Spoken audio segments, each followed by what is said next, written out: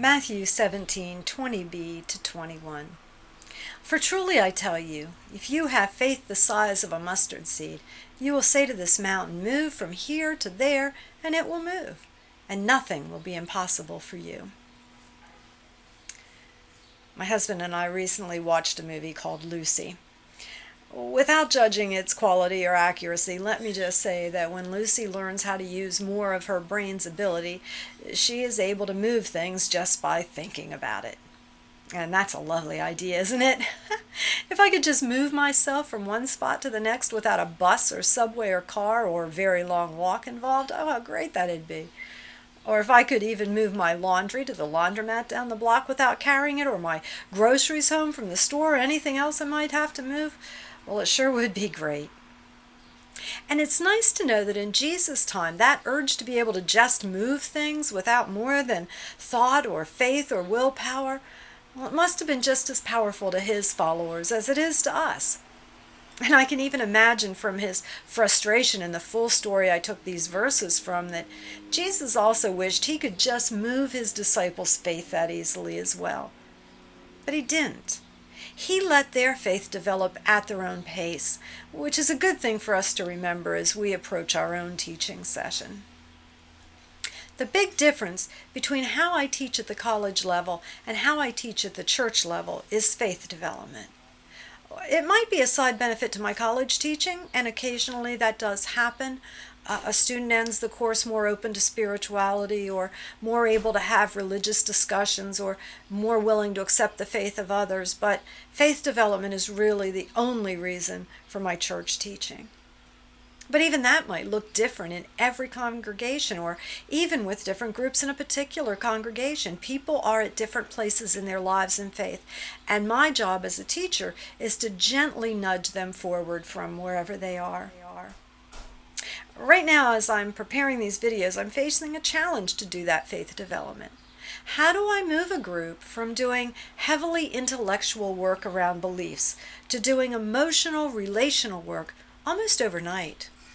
The group built from 3 to 9 by tackling difficult work, but our next book is easy reading. However, it might be the most difficult book in terms of content because it's about relationships and emotions and decision making. How do I, as a teacher and group leader, approach this vastly different material in a way that will help the group open up to it, connect to the scripture characters in it, and use it to develop and build their own spiritual life? I guess this couldn't come at a better time, could it? What have we learned about so far that might help? I know my audience. They are of similar age and socioeconomic status with widely different religious backgrounds. They are unafraid to say what they think, and while there is some tension at times, it all dissipates with acknowledgement and a laugh. I may do more work with multiple intelligences. I think everyone now in the group is a good example of verbal, oral, visual learners, but I'd like to draw in some folks who might be better at learning through kinesthetic means or naturalistic or musical. This book about women in the Bible might give a great opportunity for that. For example, in the section of book about Rebekah's marriage to Isaac, I might bring a bucket of water into the room. Or in the section that talks about Pharaoh's daughter and Miriam and Jochebed, I might bring in some bulrushes from Central Park. In a section that mentions music, I could play a CD in the background, or if there's the mention of a meal, I might add refreshments, or when we talk about Mary, I might cover the chairs in blue cloth. And then I'll certainly want to use some learning hooks to draw people in. Creating interest will be important. Just making people want to show up the first week. So maybe I'll use a learning hook in worship the previous week.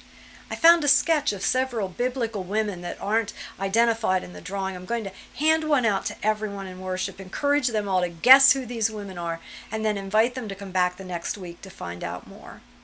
I also think that questions about prior knowledge might be a good start in the first class.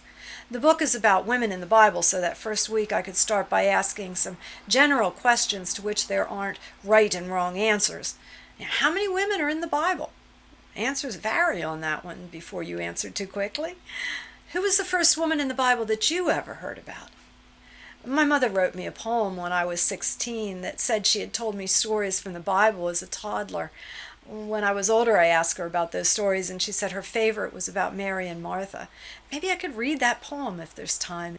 We could even have a game where we went around the room and named women from the Bible, maybe a prize at the end, something small to remind them of the class, and maybe one for everybody who remembered even one name. As for finding common ground, that's one of the outcomes I'll be looking for, so I won't use that as a learning hook, but I'll be building up to it over the hour. I'll hopefully have created interest, set the stage, ask some good questions, then let discussion flow as it usually does, quite fluidly. It comes back to me at times, but it also goes on well around me without my help sometimes. And then when we get to about the last 15 to 20 minutes, I'll move into that process of finding common ground. What experiences do we share with these women? What would we have done if we had lived in their time, in their situation? Are there any commonalities between that time and our time? What can we learn from them about living in our time? What can we learn from them about living out our beliefs? Hopefully, the further along we get in that process, the deeper those common ground questions will become, and the more we will have the ability to build and develop our faith. I also hope you are finding some places where what you are learning might help you to develop your faith as well as your students. Where might this study of teaching draw you closer toward God, the ultimate teacher for all of us? In the meantime, today your assignments are to read or review Section 3, What Next?, and post to the discussion board. There are many more activities in the book that we aren't doing in class. If you have some extra time, you could look at any of those. Have a great day. God bless.